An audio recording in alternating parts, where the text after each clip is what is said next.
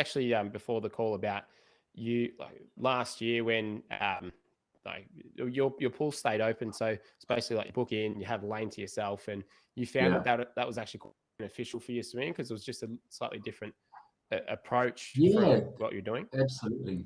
Yeah, no, it was great. I mean, I was really fortunate because I saw everybody was locked down, and and so I took that opportunity just to say, right, okay, what's wrong with my swim? And I knew it was my technique. I knew my fitness was pretty good, and I just sometimes I started doing like getting up to like say doing the first kilometer was it started off with like my drills, and I think you said in somewhere to me, or you've said it on anywhere on YouTube, you said, oh, sorry.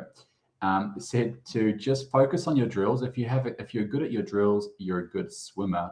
So I sort of took that to heart a little bit, and it was a little bit embarrassing because everyone's going past you in the pool. Everyone's looking at you, going, "Oh, you're like a beginner," because you're doing all these like silly drills all the time. I just sort of blocked it out a little bit, and it started growing and growing. So I think for 6 months there, I started off doing say 500 meters of drills, enjoyed it. I saw what else you were teaching, and I actually made my own program, and I got up to like 1,200 meters of like warm ups and drills.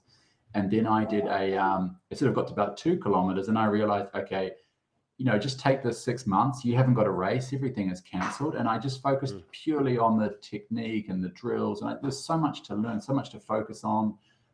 Yeah, so I really, and I'm actually still doing that a little bit. I actually get my fitness from running and cycling, and I'm with the swimming. I feel like just to learn about the technique and I'm getting improvements like that. Just purely technical.